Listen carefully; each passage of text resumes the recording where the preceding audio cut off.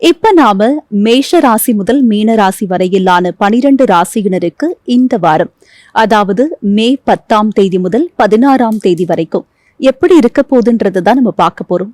அது மட்டும் இல்லாம நேயர்களுடைய சந்தேகங்களுக்கு அவங்களுடைய ஜாதகத்தின் அடிப்படையில் ஜோதிட தீர்வுகளையும் கேட்டு தெரிஞ்சுக்க போறோம். இன்னைக்கு நம்ம நிகழ்ச்சிக்கு நம்முடைய ஜோதிடர்கள் வருகை தந்திருக்கிறார்கள். முதலில் அவர்களை வரவேற்கலாம். முதலாவதாக உதாரண ஜோதிடர் திரு பீமராஜ ஐயர் அவர்கள். வணக்கம் சார். வணக்கம்மா. அடுத்ததாக திருக்கோவிலூர் திரு ஹரிபிரசாத் சர்மா அவர்கள். வணக்கம். நமஸ்காரம். முதலாவதாக மேஷ ராசியினருக்கு இந்த வாரம் எப்படி அமைய போது, என்ன மாதிரியான பலன்கள் காத்துக்கிட்டு இருக்குன்றத கேட்டு தெரிஞ்சுக்கலாமா? பீமராஜ் ஐயர் சார் சொல்லுங்க, மேஷ ராசி நேயர்களுக்கு இந்த வாரம் எப்படி அமைய போகுது?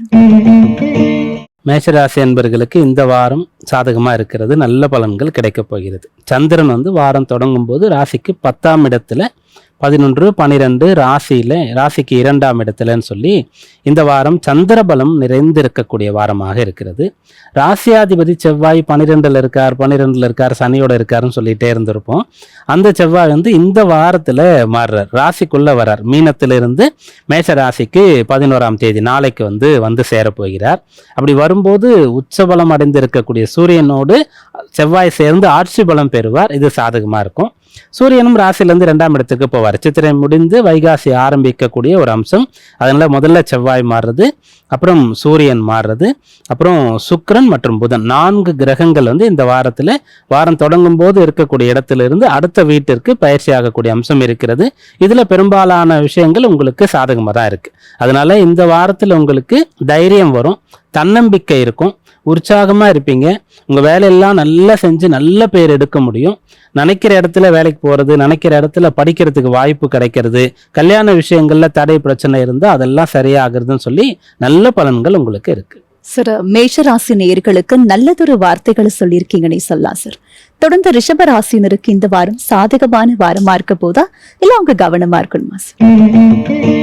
ரிஷபராசி என்பவர்களுக்கு 11ஆம் இடம் லாப ஆதாய ஸ்தானம் அப்படின்னு சொல்லக்கூடியது நிறைய கிரகங்கள் வலுத்து இருந்தது. ஒவ்வொரு கிரகமாக அங்கிருந்து 12ஆம் இடத்திற்கு அப்புறம் ராசிக்குள்ள வரக்கூடிய ஒரு மாற்றம் நடந்து கொண்டு இருக்கிறது. அதுல இப்ப 11ஆம் இடத்துல இந்த வாரம் தொடங்கும் போது சனி செவ்வாய் இருப்பாங்க. செவ்வாய் 12க்கு வந்துடுவார், சனி மட்டும் அங்க இருப்பாங்க. அப்போ 11ஆம் இடத்துல சனி இருக்கிறது, 12ஆம் இடத்துல செவ்வாய் அங்கிருந்து இங்க வர்றது, 12ல இருந்து சூரியன் புதன் ராசிக்குள்ள வர்றது அப்படின்ற விஷயங்கள் நடக்கிறது. அதனால இந்த வாரம் உங்களுக்கு நல்ல லாப ஆதாயங்கள் கிடைத்து கொண்டிருக்கும். நல்ல அதிகமான லாபத்தோடு ஒரு சொத்து விற்கணும் அப்படின்ற எண்ணம் உங்களுக்கு இருந்தா அதை செயல்படுத்த முடியும்.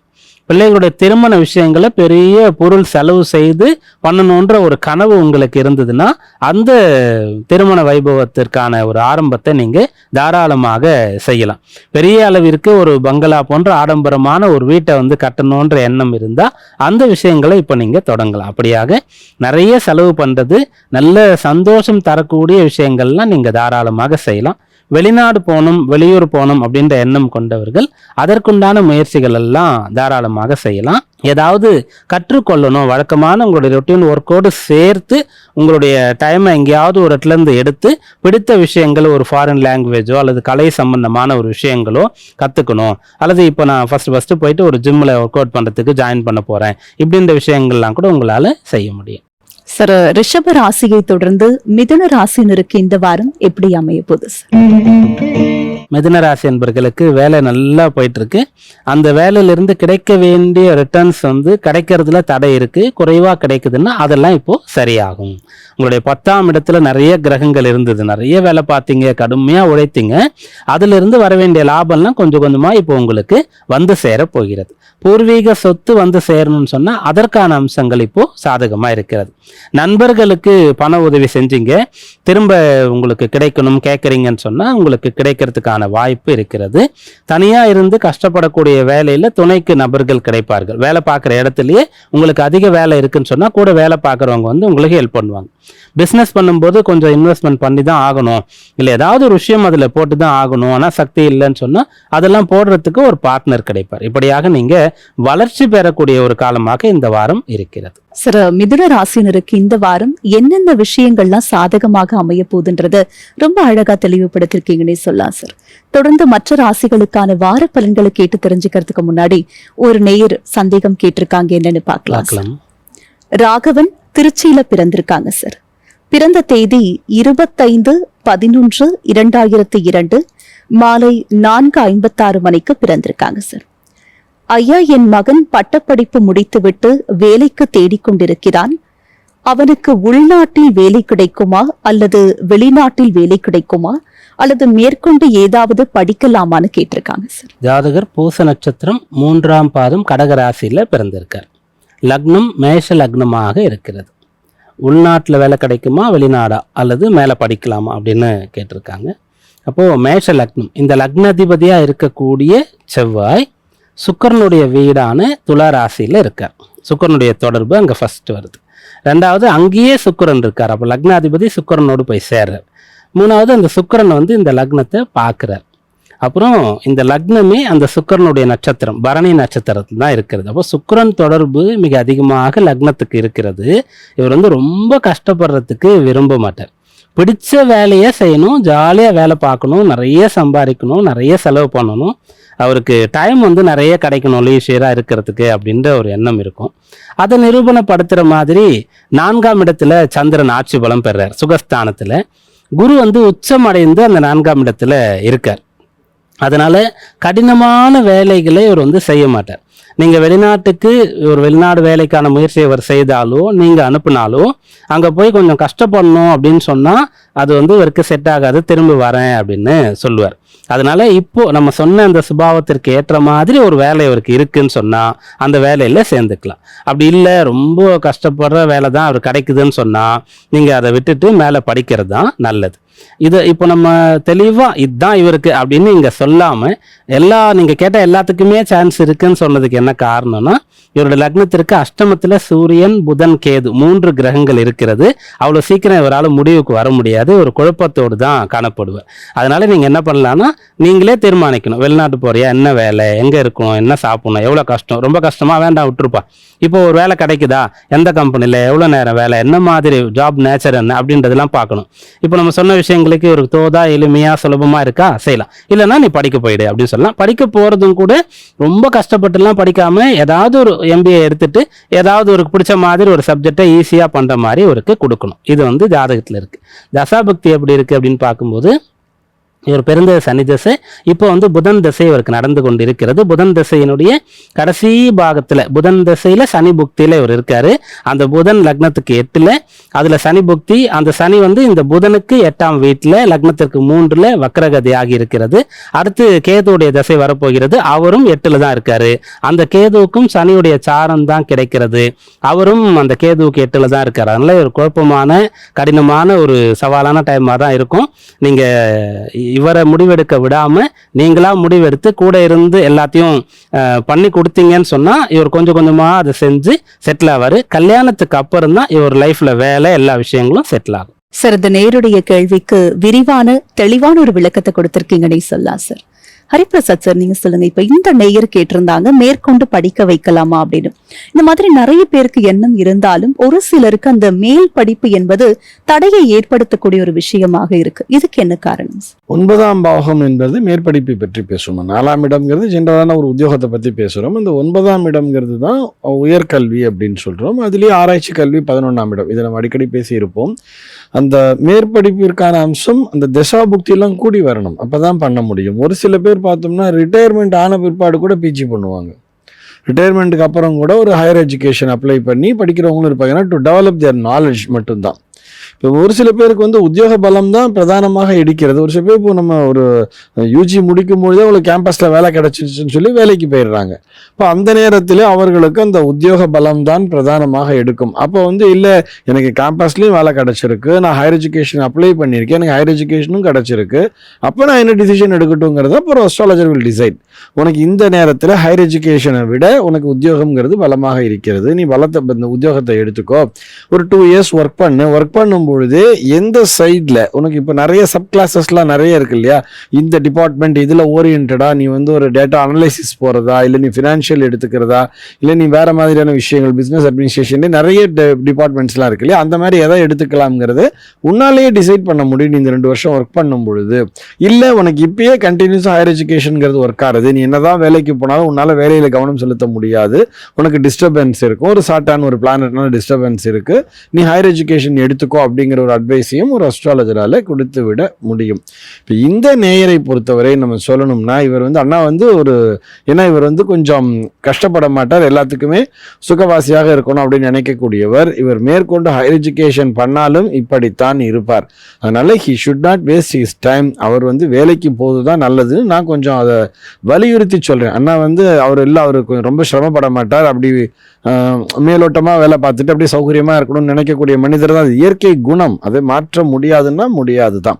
அப்போது நமக்கு அந்த இப்போ ஏன்னா அடுத்து பின்னாடி கேத்துவெல்லாம் பார்க்கும்பொழுது அது எல்லாமே 3ஆம் பாவத்தில் வேலை இருக்குன்னு சொல்கிறார், சனியும் 3ல் இருக்கார் அப்படின்னு வரும்பொழுது ஒரு முயற்சித்தால் தான் இவருக்கு வேலைங்கிறது. ஏன்னா 10ஆம் பாவத்துக்கு அதிபதி சனி, 10ஆம் இடம்ங்கிறது உத்தியோகஸ்தானம். வயசாயிடல அப்படின்னா கூட இது ஏஜ் தான், இந்த ஏஜில் வேலைக்கு போகணும், உத்தியோகம் பார்க்கணும், வேலை பார்த்துட்டு கொஞ்சம் அட்லீஸ்ட் கொஞ்சம் கொஞ்சமாக தான். அப்போ இந்த வேலை முயற்சிகள் அப்படிங்கிறது வந்து கொண்டு இருந்தால் மட்டும்தான் தொடர்ந்து இவர் வேணும்னா வேலை பார்த்துக்கிட்டே பார்ட் டைமாக வேணா ஒரு ஹையர் எஜுகேஷன் எடுத்துக்கலாம்.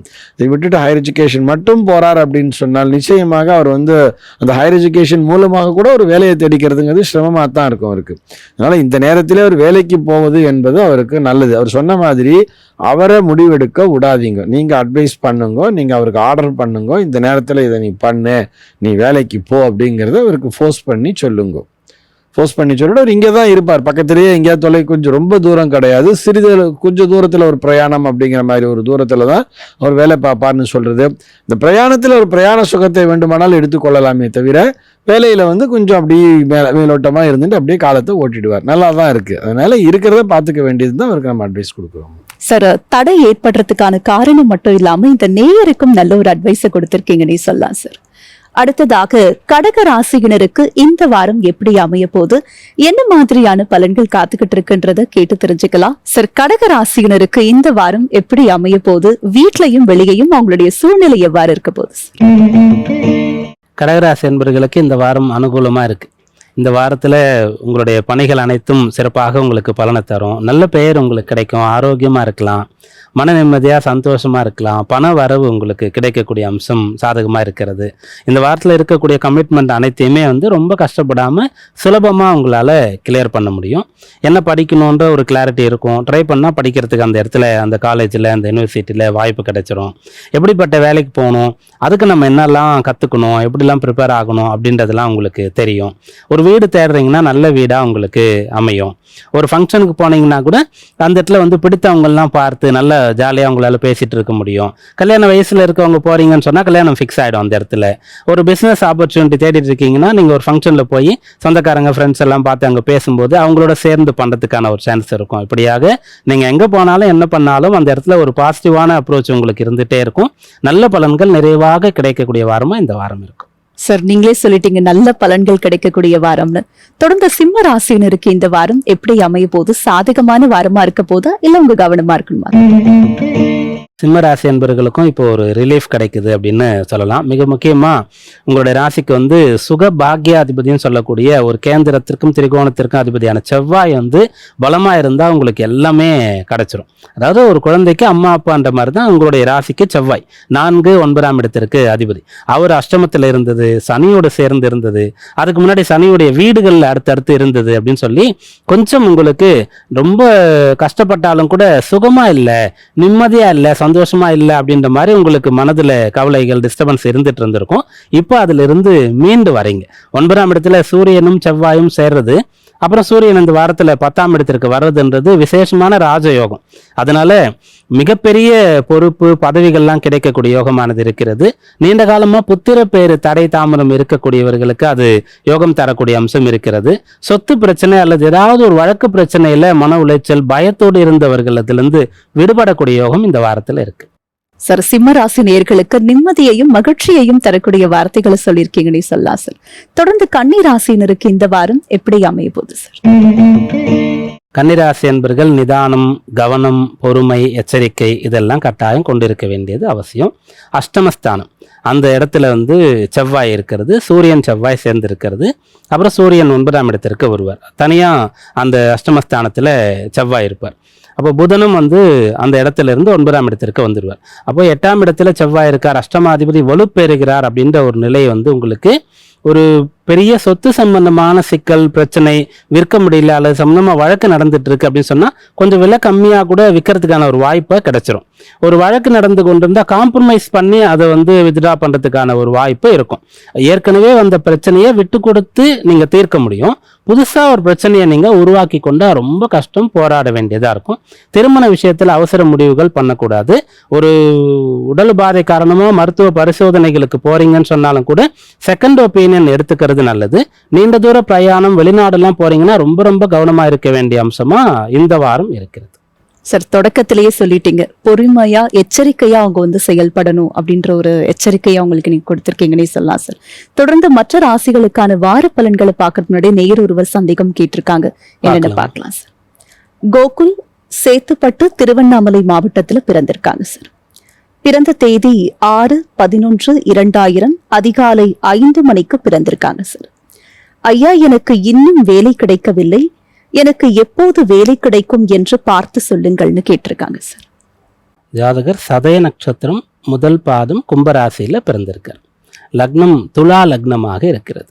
அப்போ இவருக்கு உத்தியோகம் அப்படின்னு சொன்னா இந்த லக்னத்திற்கு 10ஆம் இடம் அப்படின்றது கடகம். அந்த இடத்துல எந்த ஒரு கிரகமும் இல்லை. அந்த இடத்து அதிபதியா இருக்கக்கூடிய சந்திரன் ராகுவுடைய சாரம் பெற்று சனியுடைய வீட்டுல இருக்கார். அப்போ வீடு கொடுத்த சனி இந்த துலா லக்னத்திற்கு 8ஆம் இடத்துல இருக்காரு, வக்ரகதியில இருக்காரு, 6ஆம் அதிபதி குருவோடு சேர்ந்திருக்கார். ரெண்டாவது, இந்த உத்தியோகம்னு சொல்லும்போது காலபுருஷ தத்துவத்தின்படி சனியை எடுத்துக்கணும். அப்போ அவரும் இதே மாதிரி தான் 8ஆம் இடத்துல வக்ரகதியில இருக்கார் அப்படின்ற மாதிரி இருக்கு. அப்புறம் லக்ன அதிபதியா இருக்கக்கூடிய சுக்கிரன் அப்படின்னு பார்க்கும்போது கேட்ட நட்சத்திரம் 4ஆம் பாதத்துல விருச்சிக ராசியில இருக்கார். வீடு கொடுத்த செவ்வாய் லக்னத்திற்கு 12ல மறைந்திருக்கார்.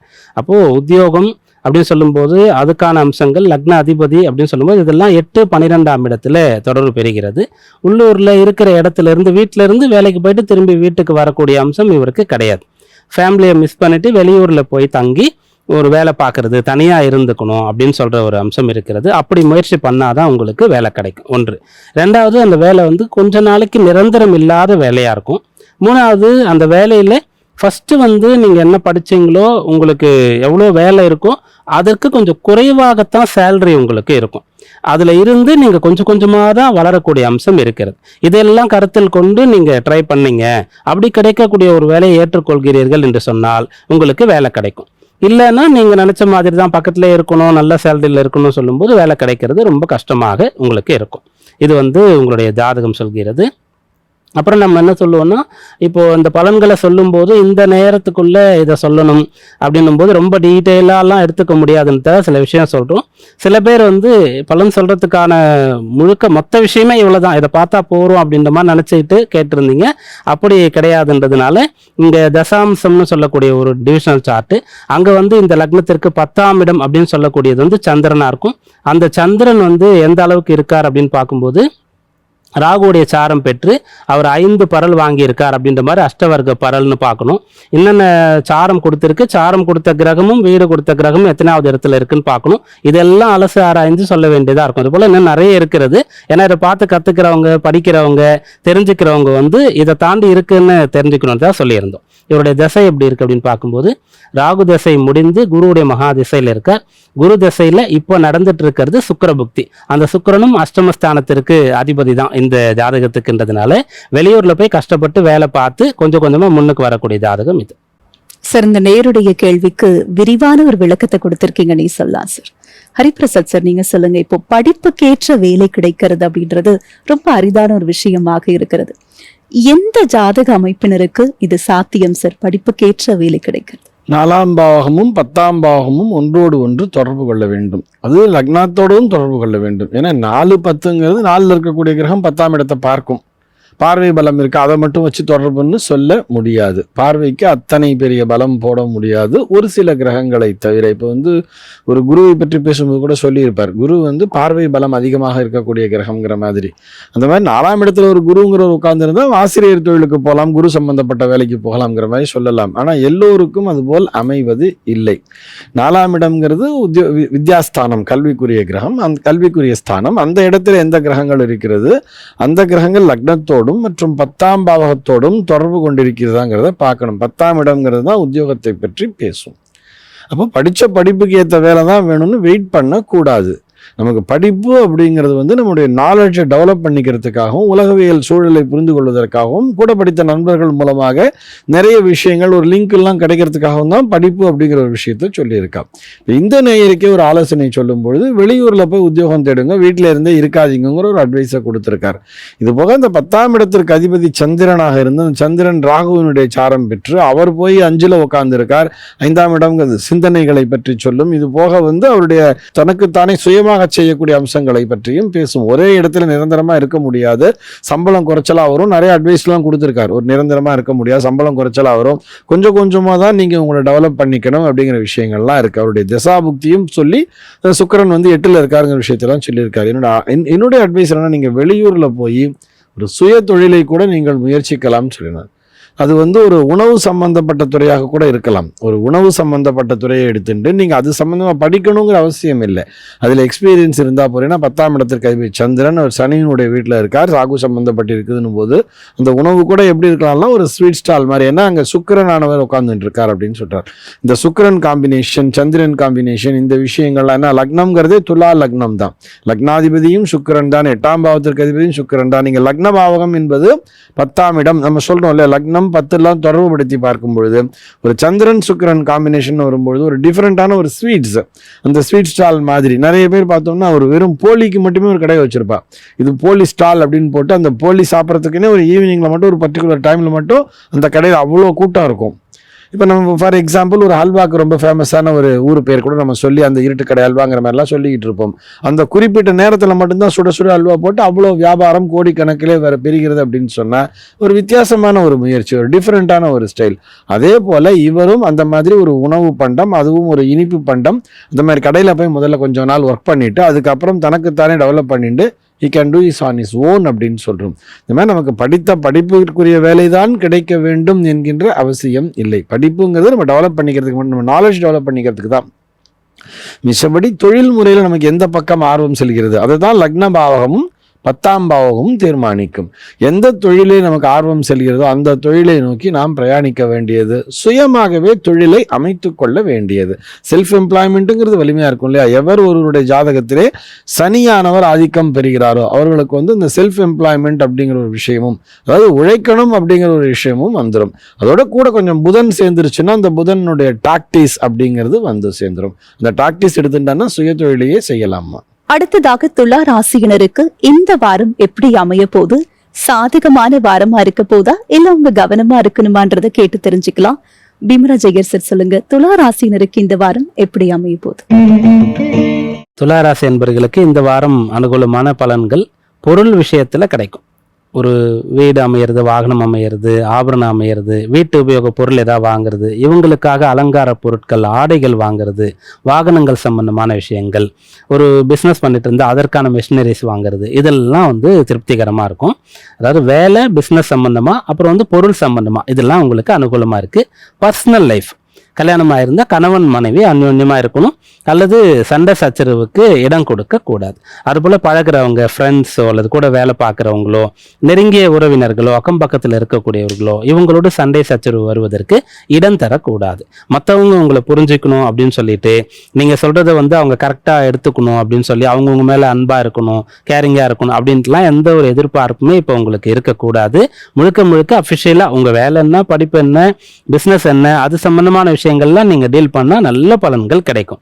அதனால நீங்கள் போய் ஒருத்தருக்கு அட்வைஸ் பண்ணுறதோ இல்லை கல்யாண விஷயங்களில் முடிவு பண்ணுறதோ மற்றவங்க விஷயத்துக்குள்ளே பஞ்சாயத்து போகிறதோ அது அப்படின்றதெல்லாம் முழுக்க முழுக்க அவாய்ட் பண்ணிக்கலாம். அதேபோல் உங்கள் குடும்ப நபர்களுக்கும் உங்களுக்கும் இருக்கக்கூடிய பிரச்சனைகளை கூட பெருசுப்படுத்தாமல் அதை மற்றவங்களோட ஷேர் பண்ணாமல் இருக்கிறது நல்லது. 7 8ஆம் பாவம் உங்களுக்கு எதிராக செயல்படக்கூடிய அம்சம் இப்போது இருக்கிறது. அதில் இதெல்லாம் தான் வரும், கவனமாக இருங்க. மற்றபடி வேலை பிஸ்னஸ் நல்லா இருக்கும் இந்த வாரத்தில். சார், துலா ராசி நேயர்கள் இந்த வாரம் எப்படி செயல்படணும், எதெல்லாம் செய்யக்கூடாதுன்றத ரொம்ப அழகா தெளிவுபடுத்திருக்கீங்கன்னு சொல்லலாம் சார். தொடர்ந்து விருச்சிக ராசி நேயர்களுக்கு இந்த வாரம் எப்படி அமைய போகுது? விருச்சிக ராசி என்பர்களுக்கு திருமண யோகம்னு சொல்லக்கூடியது மனவயது அன்பர்களுக்கு தாராளமாக இருக்கிறது. 7ஆம் பாவத்தில் சுக்கிரன் இருந்து அந்த சுக்கிரனோடு புதன் வந்து சேரக்கூடிய அம்சம். அதனால 7ல் 2 சுபகிரகங்கள், கலத்திர காரகன், கலத்திர ஸ்தான அதிபதி இதெல்லாம் இருக்கிறதுனால திருமண விஷயங்கள் அனுகூலமாக இருக்கிறது. பிறகு 7ஆம் பாவத்தில் இருக்கக்கூடிய சுக்கிரன் வந்து 8ஆம் இடத்திற்கு போய் குரு சுக்கிரனுடைய சேர்க்கை ஏற்பட்டு அந்த 2 சுபர்களும் சேர்ந்து 2ஆம் இடத்தை பார்ப்பாங்க. குடும்பம் அமையக்கூடிய யோகமானது இருக்கிறது. திருமணமாகி கணவன் மனைவி வேறு ஊர்ல இருக்கிறாங்க அப்படின்னு சொன்னா அவங்க ஒரே ஊர்ல ஒன்றாக சேர்ந்து இருக்கக்கூடிய ஒரு யோக பாக்கியமானது கிடைக்கக்கூடிய அம்சம் இருக்கிறது. பிள்ளைகள் சம்பந்தமான விஷயம், பிள்ளைகளை பிரிஞ்சு வெளிநாட்டுல ஒரு தந்தை இருக்காருன்னு சொன்னா அவர் ஒரு லீவ் எடுத்துட்டோ அல்லது வந்து அங்க வேலையை விட்டுட்டு இங்க வந்து நான் குடும்பத்தோட இருக்க போறேன், ஊர்ல வந்து ஏதாவது பிசினஸ் பண்ணிக்கிறேன் அப்படின்னு சொல்லக்கூடிய விஷயங்கள்லாம் கூட முடிவு பண்ணலாம். அப்படியாக உங்களுக்கு மன வாழ்க்கை, குடும்ப வாழ்க்கை, பிள்ளைகள் சம்பந்தமான விஷயங்கள்ல இது வரைக்கும் கிடைக்காத நல்ல ஒரு அன்புலாம் கிடைக்கிறது. இதெல்லாம் இந்த வாரத்துல சாதகமா இருக்கு. தொடர்ந்து தனுசு ராசினருக்கு இந்த வாரம் எப்படி அமைய போகுது? குறிப்பா வீட்லயும் வெளியையும் அவங்களுடைய சூழ்நிலை எவ்வாறு இருக்க போகுது? தனுர் ராசி என்பர்களுக்கு இப்போ டைம் சாதகமா இருக்கு. இந்த வாரம் வந்து உங்களுக்கு அனுகூலமா இருக்கிறது. நீங்க உங்களை வந்து பலப்படுத்திக்கலாம், வளப்படுத்திக்கலாம், முன்னேறலாம். இதற்கான விஷயங்கள்லாம் நன்றாக சிந்தனை செய்து ஒவ்வொன்றாக எக்ஸிக்யூட் பண்ணலாம். அது இவ்வளவு நாளா மற்றவங்க உயர்வதற்கு முன்னேறுவதற்கு காரணமா இருந்திருப்பீங்க. இப்போ நீங்க வந்து உங்களை டெவலப் பண்ணிக்கிறதுக்கான டைமாக இது இருக்கிறது. அப்போ உங்களுக்கு ஓய்வு நேரம் குறைஞ்சிரும். அர்த்தாஷ்டம சனி காலம்னு இதை சொல்லுவோம். அந்த சனி 4ஆம் இடத்துல இருக்கும்போது ஏதோ ஒரு கிரகம் அவரோட சேர்ந்து இருந்துட்டு இருந்தது. இப்போ இந்த வாரத்துல அவர் வந்து முற்றிலும் தனியா இருக்க போறார் இதன் பிறகு. அதனால என்னன்னா கடுமையான உழைப்பு, ஓய்வு எடுக்கிறதுக்கு ரெஸ்டே கிடையாது. ரொம்ப சுகவாசியா இருக்கக்கூடிய ஒரு நிலையே உங்களுக்கு இல்லை. காலையில இருந்தா திரும்பாக்கத்துக்குள்ள நைட் ஆயிடுது, வந்து படுத்தீங்கன்னா உங்களுக்கே தெரியல, அப்படி தூங்கிறீங்க. அப்படின்ற மாதிரி இருந்தீங்கன்னு சொன்னா அவ்வளோ நேரம் நீங்க படிக்கிறீங்க, வேலை பார்க்குறீங்க இல்லையா, அது ஒவ்வொன்றுத்துக்கும் 10 மடங்கு பலன் கிடைத்து நீங்க முன்னேறக்கூடிய யோகமாக இந்த காலம் இருக்கிறது. சார், அவங்களுக்கு ஒரு நிம்மதியையும் அது மட்டும் இல்லாம நம்பிக்கையையும் தரக்கூடிய வார்த்தைகளை சொல்லியிருக்கீங்கன்னு சொல்லலாம் சார். தொடர்ந்து நாம மற்ற ராசிகளுக்கான வார பலன்களை பார்க்கறதுக்கு முன்னாடி நேயர் ஒருவர் சந்தேகம் கேட்டிருக்காங்க, என்னன்னு பார்க்கலாம் சார். தமிழரசன் தருமபுரி மாவட்டம் பெரும்பாலை என்ற பகுதியில் பிறந்திருக்காங்க சார். பிறந்த தேதி 26/4/1994 நள்ளிரவு 12:05 மணிக்கு பிறந்திருக்காங்க. ஐயா, நான் வேலை தேடிக் கொண்டுள்ளேன். எனக்கு அரசு வேலை கிடைக்குமா அல்லது தனியாரில் வேலை கிடைக்குமா? திருமணம் எப்போது நடக்கும்னு கேட்டிருக்காங்க சார். ஜாதகர் சுவாதி நட்சத்திரம் 2ஆம் பாதம் துலா ராசியில பிறந்திருக்காரு. லக்னம் தனுர் லக்னமாக இருக்கிறது. இவருக்கு வந்து 32 வயசு முடிஞ்சிருக்கு. அப்போது வேலை தேடிட்டு இருக்கேன் அப்படின்னு சொல்லக்கூடிய விஷயம் வந்து இந்த வயசில் வேலையில் செட்டில் ஆகிட்டு இருக்கணும். அப்புறம் கல்யாணமும் நடந்திருக்க வேண்டிய ஒரு வயசு தான் இது. ரெண்டுமே இவருக்கு வந்து இல்லை, எப்போ கிடைக்கும், எப்போ நடக்கும் அப்படின்றத கேட்டிருக்காரு. அதுக்கு காரணம்லாம் என்ன, எப்போது இதெல்லாம் அமையும் அப்படின்றத நம்ம பார்க்கணும். இவர் வந்து சுவாதி 2ஆம் பாதம் துளாராசின்னு பார்த்தோம். லக்னம் வந்து தனுர் லக்னமாக இருக்குன்னு பார்த்தோம். இந்த லக்னத்திற்கு 10ஆம் அதிபதி அப்படின்னு சொல்லக்கூடியவர் புதன் 5ஆம் இடத்துல உச்சபலம் பெற்று இருக்கக்கூடிய சூரியனோடு சேர்ந்திருக்கார். அப்போ இந்த ஜீவனாதிபதி உத்தியோகஸ்தானத்திற்கு அதிபதியா இருக்கக்கூடியவருக்கு சூரியனுடைய தொடர்பு கிடைக்கிறது. ரெண்டாவது, அந்த சூரியன் சொல்லக்கூடியவர் வந்து உச்சபலத்தோடு இருக்கார். அப்புறம் இந்த லக்னமே உத்தராஷாடான்னு சொல்லக்கூடிய சூரியனுடைய நட்சத்திரத்துல இருக்கிறது. அதனால இவருக்கு வந்து நமக்கு அரசு வேலை மேல இவருக்கு ஆசை இருக்கு. அது கிடைக்கணுன்றதுக்காக இவர் ட்ரை பண்ணிட்டே இருந்திருப்பார். அதுவும் கூட இன்னும் வேலை கிடைக்காம இருக்கிறதுக்கு தாமதமான காரணமா இவருக்கு இருக்கும். கிடைக்குமா கிடைக்காதா அப்படின்னு சொன்னா நேரடியாக இவருக்கு அரசு வேலை இவரே முயற்சி பண்ணி பெறக்கூடிய ஒரு யோகமானது இல்லை. இப்போ இவருடைய அப்பா வந்து ஒரு கவர்மெண்ட் சர்வெண்ட்டாக இருந்தார், அவருடைய வேலை இவர் கிடைக்குது அப்படின்னு சொன்னால் இவருக்கு இந்த யோக பாவத்தில் கிடைச்சிட்டு இருக்கும். இல்லைன்னு சொல்லும்போது இவர் அந்த ஒரு ஆசை எண்ணத்தை கை விட்டுட்டு இவருடைய படிப்பு இவருக்கு என்ன மாதிரி எலிஜிபிலிட்டி இருக்கோ அந்த வேலைக்கான முயற்சிகளை இவர் செய்யலாம். ஒன்று. ரெண்டாவது வந்து சுயதொழில் பண்ணக்கூடிய ஒரு முயற்சியும் கூட இவர் வந்து செய்து பார்க்கலாம். ஏன்னா 10ஆம் அதிபதியே புதனாக இருக்கார். அவர் வந்து 5ஆம் இடத்துல இருக்கார், உச்சபலம் பெற்ற சூரியனோட சேர்ந்திருக்கார். 9, 10ஆம் அதிபதிகள் சேர்ந்து 5ஆம் இடத்துல இருக்காங்க. அப்ப சின்னதா ஒரு பிசினஸ் பண்ணா கூட அது வந்து பெரிய அளவுக்கு கொண்டு போறக்கூடிய ஒரு அம்சம் இருக்கிறது. ஆனா இதுவும் கூட இவருக்கு என்ன ஆகுன்னா, இப்போ ஒரு சின்னதா ஒன்று ஆரம்பிச்சாருன்னா எப்போ கல்யாணம் ஆகி மனைவின்னு ஒரு லக்ஷ்மி வீட்டுக்கு வராலோ அப்புறம் தான் இவர் அந்த பிசினஸ்ல வந்து கொடி கட்டி நல்லா வரக்கூடிய யோகமானது இவருக்கு இருக்கும். அதனால ஃபர்ஸ்ட் கவர்மெண்ட் வேலை அப்படின்ற விஷயத்தை இவர் விட்டுடலாம். ரெண்டாவது வேலை தான் அப்படின்னு சொன்னா கிடைக்கிற வேலைக்கு எங்க எப்படி கிடைச்சாலும் அதுக்கு போயிடணும். மூணாவது பிசினஸ் ஆரம்பிக்கலாம். வேலைக்கு போறதுக்கு வெளியில போய் போறதுக்கு விருப்பம் இல்லைன்னு சொன்னா அது கல்யாணத்துக்கு அப்புறம் தான் டெவலப் ஆகும் அப்படின்றத இவர் வந்து முடிவு பண்ணிடணும். அப்புறம் இவருக்கு திருமணம் 10ஆம் அதிபதினு சொன்னோம் இல்லையா, அதே புதனே இவருடைய களத்திரஸ்தான அதிபதியாகவும் வந்துடுறார். அவர் வந்து 5ஆம் இடத்துல உச்சபலம் பெற்ற சூரியனோடு இருக்காரு. திருமணத்திற்கு இவங்க எடுத்த முயற்சிகள் ரொம்ப குறைவு அப்படின்றது இங்க தெரியுது. அதனால இன்னமும் தீவிரப்படுத்தணும் அந்த முயற்சியை. இவங்க அந்த பார்க்கக்கூடிய அந்த சரௌண்டிங்கை இன்னும் பெருசு பண்ணணும். இப்படிதான் பொண்ணு இருக்கணும், இங்கதான் இருக்கணும், இல்லைன்னா சில பேர் இந்த திசையில இருக்கணும், கூட பிறந்தவங்க இத்தனை பேர் இருக்கணும், இல்ல சொந்தத்துல தான் வேணும், படிச்சு ஏதாவது ஒரு விஷயங்கள்லாம் வச்சிருப்பாங்க. அது எல்லாத்தையுமே விட்டுட்டு அந்த வட்டத்தை பெருசுப்படுத்தி நிறைய தேடினாதான் இவருக்கு வந்து பொண்ணு கிடைக்கும் அப்படின்ற ஒரு அம்சமானது இருக்கிறது. ஏன்னா களத்திரக்காரகன்னு சொல்லக்கூடிய சுக்கிரன் வந்து 6ஆம் இடத்துல ஆட்சி பலம் பெற்றிருந்தாலும் கேதுவோட சேர்ந்துட்டார். அப்போ அவ்வளோ சாமான்யமா பொண்ணு கிடைச்சிடாது, ரொம்ப தேடினா இவருக்கு பொண்ணு கிடைக்கும். இவருடைய வேலை பிசினஸ் மூலமா கூட பொண்ணு வரக்கூடிய யோகமானது இவருக்கு இருக்கிறது. தசை எப்படி இருக்கு அப்படின்னு பார்த்தா, சுவாதி ராகுடைய திசையில பிறந்து குருவுடைய திசை பூர்த்தியாகி இப்போ அவருக்கு சனி திசை நடக்கிறது. சனி திசையில இப்போ அவருக்கு நடக்கிறது புதனுடைய புக்தி. அப்போ இந்த புதன் தான் முதல்ல இருந்து பார்த்துட்டு இருக்கோம், 7, 10க்கு அதிபதி. அப்போ இந்த ரெண்டுமே இவருக்கு கிடைச்சிரும். எப்போன்னா 2008 மே மாசம், இப்ப இருந்து இன்னும் ஒரு 2 வருஷம் இருக்கிறது இந்த புதன் புக்தி. ஃபர்ஸ்ட் வந்து வேலை பிசினஸை கொடுத்துரும், அப்புறம் வந்து கல்யாணத்தை கொடுத்துரும். சௌக்கியமா இருப்பார் இவர் அந்த சனி திசையில. அவர் 3ஆம் இடத்துல ஆட்சி பலம் பெற்று இருக்கிறதுனால. சார், இந்த நேயர் இருவிதமான கேள்விகளை கேட்டிருந்தாங்க. ரொம்ப விரிவான விளக்கமான ஒரு பதிலை கொடுத்திருக்கீங்கன்னே சொல்லலாம் சார். ஹரிபிரசாத் சார், நீங்க சொல்லுங்க. இப்ப சார் சொல்லும் போது ஒரு விஷயம் சொல்லியிருந்தாங்க, நேரடியா அரசு வேலை கிடைக்கிறதுக்கான அம்சம் இவருக்கு இல்லைன்னு. எந்த ஜாதக அமைப்பினருக்கு இது சாத்தியம் சார்? நேரடியான அப்படின்னு சொன்னா 10ஆம் இடத்தோடு அந்த சூரியனுடைய வலிமைங்கிறது இருக்கணும். சூரியன் செவ்வாய் இருந்தால் அரசாட்சிக்குரியவர்கள் சொல்லுவோம். அரச பலம், அரச உத்தியோகம்ங்கிறது இருக்கும். அல்லது ஸ்திரமான உத்தியோகம்னா சனி கூட அங்கே ஒரு நிலையான உத்தியோகத்தை தரும். நிலையான உத்தியோகம்னு எடுத்துக்கும் பொழுது சனியானவர் சூரியனுடைய சாரம் வாங்கியிருந்தால் பப்ளிக் சர்வீஸ் பண்றாங்க இல்லையா, இப்போ ஒரு தாலுகா ஆஃபீஸில் இருக்கிறது, பொதுமக்களோடு தொடர்பு உடைய அரசு அலுவலகம் சொல்றோம். அந்த மாதிரி இடத்துல கூட டெய்லியே பப்ளிக்கை மீட் பண்றது, அவங்களுடைய கிரீவியன்சஸ்லாம் சால்வ் பண்ணி வைக்கிறது, பொதுமக்களுடைய தேவைகளை நிறைவேற்றி வைக்கிறதெல்லாம் அங்கே சனிங்கிறது ஒர்க் பண்ணணும். சனி சூரியனுடைய சாரம் பெற்றிருந்தாலும் வந்துவிடும், நல்லபடியாக வந்துவிடும். இந்த நேயரை பொறுத்தவரை ஏன் அப்படி சொல்லியிருக்காருன்னு சொன்னால், அவருடைய உத்தியோகத்தை தீர்மானம் பண்ண வேண்டியது அப்படிங்கிறது அவருடைய தகப்பனாரினுடைய அந்த ஸ்தான பலம் தான் அங்கே பிரதானமாக எடுக்கிறது. அது வந்து கொஞ்சம் சூசகமாக சொன்ன ஒரு கம்பேஷனேட் கிரவுண்ட்லையோ, அப்பா இல்லாமல் அப்பா வந்து ஒரு அரசு அலுவலகத்தில் இருந்து அவர் மூலியமாக அந்த பணியானது இவருக்கு வருவதற்கான வாய்ப்பு உண்டு. அப்படி அப்பா அரசு பணியில் இல்லைன்னு சொன்னால் நீங்கள் சுயதொழிலை கூட செய்யலாம், அல்லது வேறு வகையான உத்தியோகத்தை பார்க்கலாம்னு சொல்றது கூட. அங்கே கூட அவருடைய தகப்பனார் என்ன வேலையை செய்து கொண்டிருந்தாரோ அதுதான் இவருக்கு வந்து சேரும். அப்போ அப்பா என்ன பண்ணிட்டு இருந்தார் அப்படிங்கிற ஒரு கொஸ்டினை இவர்கிட்ட கேட்க வேண்டியதாக இருக்கு. இவங்க அப்பா என்ன பண்ணாரோ அது சம்பந்தப்பட்ட தொழிலோ அல்ல அது சம்பந்தப்பட்ட உத்தியோகமோ இவருக்கு கை கொடுக்குங்கிறது தான் இவருடைய ஜாதகத்திற்கான பலனாக இருக்கிறது. அரசு பணி தான் வேணும் அப்படின்னு இருக்காம டைமை வேஸ்ட் பண்ணாமல் இவர் வந்து சுய தொழிலில் கூட நல்லா இருக்க முடியும் அட்வைஸ் கொடுத்துட்டார். டைம் இஸ் ஓகே, இந்த நேரமே புதனுடைய புக்தி தான் போகிறது, புதன் தான் ஜீவனாதிபதி, புதன் தான் 7ஆம் இடத்திற்கும் அதிபதி, லைஃப் பார்ட்னர்ஷிப் கல்யாணத்துக்கும் அதிபதி. இது ரெண்டும் சைமில்டேனியஸாகவே நடந்தோம். வீட்டுக்கு ஒரு மகாலட்சுமி வந்தால் தான் உங்களுடைய உத்தியோகம்ங்கிறது நல்ல பலத்தை பெறும் அப்படிங்கிற ஒரு நல்ல அட்வைஸ் எல்லாமே கொடுத்துருக்கார்.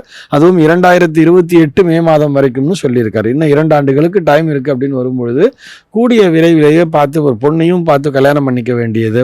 கண்டிஷன்ஸ்லாம் பார்க்காம எந்த பொண்ணு வந்தாலுமே இவருக்கு அது வளர்ச்சியை தரக்கூடிய விதத்தில் தான். ஒரு குடும்பம்ங்கிறது உருவாகும் பொழுது ஒரு பொறுப்புங்கிறது அதிகரிக்கும். அந்த பொறுப்பின் மூலமாக இவருடைய உத்தியோக பலம் என்பதும் கூடுங்கிறது தான் இவருக்கான அட்வைஸ். நீங்கள் கேட்டது வந்து ஒரு அரசு பணி யாருக்கு சாத்தியம் அப்படின்னு சொன்னால், அரசு பணின்னு சொன்னால் நம்ம எல்லாரும் எப்படி வச்சுருக்கோம், ஒரு நிரந்தரமான உத்தியோகம். நம்ம அரசு பணின்னா அதுவும் வசதி, ப்ரைவேட் பணிலாம் கம்மிங்கிறதெல்லாம் கிடையாது. இப்போ அதுவும் செல்ஃப் எம்ப்ளாய்மெண்ட்டில் அரசு பணியை விட அதிகமாகவே சம்பாதித்து கொண்டிருக்கிறார்கள் சுய தொழில் செய்பவர்களும் கூட. இப்போ நமக்கு வந்து ஒரு பப்ளிக் சர்வீஸ் பண்ணக்கூடிய அரசு பணியில் போய் உட்கார போகிறோமா, அதுலேயே வந்து இன்னும் நிறைய டிபார்ட்மெண்ட்ஸ்லாம் இருக்கு இல்லையா, மோஸ்ட் ஆஃப் தி டிபார்ட்மெண்ட்ஸ் வந்து பப்ளிக் சர்வீஸ் டிபார்ட்மெண்ட்டாக தான் இருக்கும். அது மருத்துவத்துறை எடுத்துட்டாலும் சரி, அல்லது ஒரு நம்ம இந்த ரெவென்யூ டிபார்ட்மெண்ட் எடுத்துட்டாலும் சரி, இதில் நிறைய பப்ளிக்கோட டெய்லி டீல் பண்ணுறது இருக்கும். ஒரு சிலது வந்து ஜென்ரல் பப்ளிக்கோட டெய்லி டீல் பண்ணாமல் ஒரு குறிப்பிட்ட பிரிவு மட்டும் டீல் பண்ணுற மாதிரியான ஒரு அரசு பணிகள்லாம் கூட இருக்கும். அந்த மாதிரியா அப்படிங்கிறத நம்முடைய ஜாதகம் தீர்மானித்து விடும். அதில் 10ஆம் இடத்திலே இந்த சூரியன், குரு, செவ்வாய், சனி இந்த மாதிரியான கிரகங்கள் வலுப்பெற்றிருந்தால் மட்டும்தான் இவர்களுக்கு அரசு பணிங்கிறது சாத்தியமா. சார், நேயர்கள் நிறைய பேருக்கு இருக்கக்கூடிய சந்தேகத்தை ரொம்ப அழகா தீர்த்து வச்சிருக்கீங்கன்னே சொல்லலாம் சார். அடுத்ததாக மகர ராசியினருக்கு இந்த வாரம் எப்படி அமைய போகுதுன்றத கேட்டு தெரிஞ்சுக்கலாம். பீமராஜ் ஐயர் சார் சொல்லுங்க, மகர ராசியினருக்கு இந்த வாரம் சாதகமான வாரமா இருக்க போதா, இல்ல என்ன மாதிரியான பலன்கள் காத்துக்கிட்டு இருக்கு? மகர ராசி அன்பர்களுக்கு இந்த வாரம் சாதகமா இருக்கக்கூடிய யோகம் இருக்கிறது. சந்திரன் ராசியிலிருந்து தான் இந்த வாரத்தை தொடங்குறாரு. ராசியில தொடங்கி 5ஆம் இடத்துல போய் இந்த வாரத்துல சனிக்கிழமை இரவு வந்து 5ஆம் இடத்திற்கு அவர் போய் உச்ச பலத்தை அடைய போறார். அதனால இவர் வந்து சாதாரணமா இருக்கக்கூடிய ஒருத்தர் வந்து கொஞ்சம் நான் டெவலப் ஆயிட்டேன், நல்ல பெயர் எடுத்துட்டேன், பெயர் கிடைச்சது, புகழ் கிடைச்சது, வேலை கிடைச்சது, ப்ரமோஷன் கிடைச்சது அப்படின்னு இந்த வாரத்துல பலன் பார்க்கக்கூடியதாக நம்ம சொல்லலாம். இதுக்கு வந்து சந்திர பலம் ஒன்று காரணமா இருக்கிறது.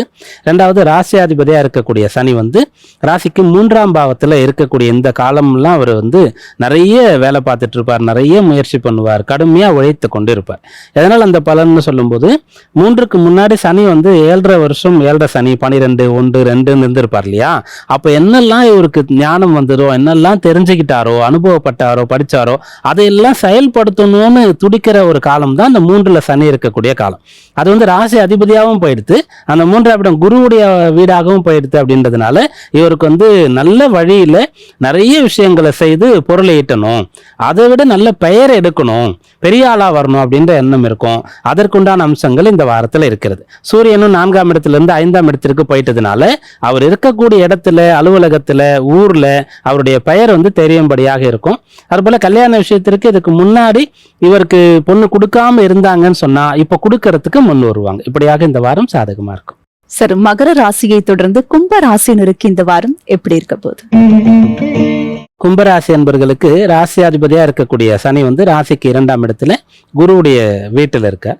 அப்படி இருக்கும்போது அந்த குரு வந்து ராசிக்கு 5ஆம் இடத்துல இருக்கார். அவரோடு சுக்கிரன் போய் இந்த வாரத்துல சேரப்போகின்றார். அப்போ ராசியாதிபதி சனிக்கு வீடு கொடுத்த குரு வந்து சுக்கிரனோடு சேர்ந்து 5ஆம் இடத்துல இருக்கிறதுனால குடும்பம், குழந்தைகள் இதுதான் உங்களுடைய பிரதானமான நோக்கமா இருக்கும். அந்த குழந்தைகள், குடும்பம்னு சொல்லும்போது மனைவி, அப்புறம் தாயார், இவங்களை பத்தி இந்த சுக்கிரன், சந்திரன் இதெல்லாம் சொல்லும். அப்போ இவங்களுக்காக நீங்க என்னெல்லாம் செய்யறேன்னு சொல்லியிருந்தீங்களோ அதெல்லாம் உங்களால செய்ய முடியும். உங்களுக்காக இவங்க வேண்டிக்கிட்டு போய் நான் வேண்டிக்கிட்டேன், இதை போய் ட்ரை பண்ணுங்க, ஆரம்பிங்க அப்படின்னு சொன்னா அது உங்களுக்கு நடந்துடும். அதாவது நீங்க திரைப்படம்லாம் பார்க்கும்போது அதிர்ஷ்டமா ராசியா இருக்கக்கூடியவங்களை எதிரில் வர சொல்லுவாங்க இல்லையா, அப்படி இந்த வாரத்துல கும்பராசியில் இருக்கக்கூடிய ஒரு நபருக்கு மகளோ, மனைவியோ, தாயாரோ அதிர்ஷ்டமாக இருப்பாங்க. இவங்களோட பேசிட்டு இவங்க கிட்ட சொல்லி வேண்டிக்கோ, நான் இது போல ஒரு நல்ல விஷயம் ஆரம்பிக்க போறேன் அப்படின்னு சொன்னா அதெல்லாம் நடக்கக்கூடிய யோகம் இருக்கிறது. சார், கும்ப ராசிக்கு இந்த வாரம் எப்படி இருக்க போகுதுன்னு சொல்லியிருக்கீங்க. தொடர்ந்து மீன ராசியினருக்கு இந்த வாரம் சாதகமான வாரமா இருக்க போதா, இல்ல எப்படி அமைய போகுது? மீனராசி என்பவர்களுக்கு ஜென்மசனி காலம் நடந்து கொண்டிருக்கிறது. ஜென்மசனி அப்படின்னு சொன்னா ஒரே ஒரு விஷயத்தை மட்டும், இந்த ஆண்டு கோள்கள்ல சனியை தவிர வேற எந்த கிரகம், இப்போ குரு வந்து அடுத்து பயிற்சி ஆக போறாரு, அப்புறம் ராகு கேத்து இந்த ஆங்கில வருடத்தின் அக்டோபர் நவம்பர்ல பயிற்சி ஆக போறாங்க, அப்புறம் மாத கோள்கள் நகர்ந்துட்டே இருப்பாங்க, சந்திரன் நகர்ந்துட்டே இருப்பார். எது மாறினாலும் உங்களுடைய உழைப்பு மாறாது. ஜென்மத்துல சனி இருக்கிற வரைக்கும் நீங்க வந்து கடுமையா உழைத்தே தான் ஆகணும். எந்த வயசு உங்களுக்கு இருந்தாலும் சரி, படிச்சுட்டு இருந்தா அதுக்காக, வேலை பார்த்துட்டு இருந்தா அதுக்காக, பிசினஸ்னா அதுக்காக, எல்லாம் முடிச்சு ரிட்டையர்ட் ஆயிட்டா கூட குடும்பத்தினுடைய மொத்த பொறுப்பையும் நீங்க எடுத்துக்கிட்டு நிர்வாகம் பண்ணுவீங்க.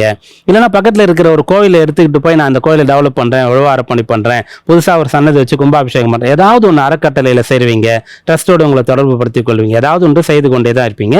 அப்ப ஜென்ம சனி இருக்கிறது. அப்படி செய்யக்கூடிய செயல்கள் பலன் தருமா, நஷ்டம் கொடுத்துருமா, பேரை கெடுத்துருமான்றது மாறி மாறி நடந்து கொண்டிருக்கும். இந்த காலத்துல செய்யக்கூடிய செயல்கள் பிரயோஜனமாக இருக்கும்.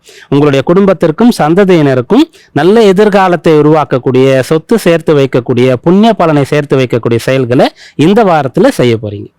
சார், மீன ராசியினருக்கு இந்த வாரம் எப்படி அமைய போகுதுன்றத ரொம்ப விரிவாகவே சொல்லியிருக்கீங்க. நம்ம நிகழ்ச்சியினுடைய நிறைவு பகுதிக்கு வந்திருக்கிறோம் சார். இவ்வளவு நேரமா 12 ராசிகளுக்கான வார பலன்கள் மட்டும் இல்லாம நேயர்களுடைய சந்தேகங்களுக்கு விரிவான விளக்கத்தையும் தெளிவான அழகான விளக்கத்தையும் கொடுத்திருக்கீங்க. நன்றி. நமஸ்காரம். நன்றி. நன்றிமா. என்ன நேர்களே, இந்த வாரம் நம்ம நாளை நமதே நிகழ்ச்சியில 12 ராசிகளுக்கான வார பலன்கள் மட்டும் இல்லாம நேயர்களுடைய சந்தேகங்களுக்கு அவங்களுடைய ஜாதகத்தின் அடிப்படையில் ஜோதிட தீர்வுகளையும் கேட்டு தெரிஞ்சுக்கிட்டோம். இதே மாதிரி உங்களுக்கும் சந்தேகங்கள் இருந்தா உங்களுடைய பெயர், ஊர், பிறந்த தேதி, பிறந்த நேரம், பிறந்த ஊர் இது எல்லாத்தையும் கீழே கொடுக்கப்பட்டிருக்க வாட்ஸ்அப் நம்பருக்கு மறக்காம அனுப்புங்க. உங்க ஜாதகத்தின் அடிப்படையில் ஜோதிட தீர்வுகளை கேட்டு தெரிஞ்சுக்கலாம். மீண்டும் அடுத்த நிகழ்ச்சியில் உங்களை சந்திக்கும் வரை உங்களிடமிருந்து விடைபெறுபவர் உங்கள் உமா.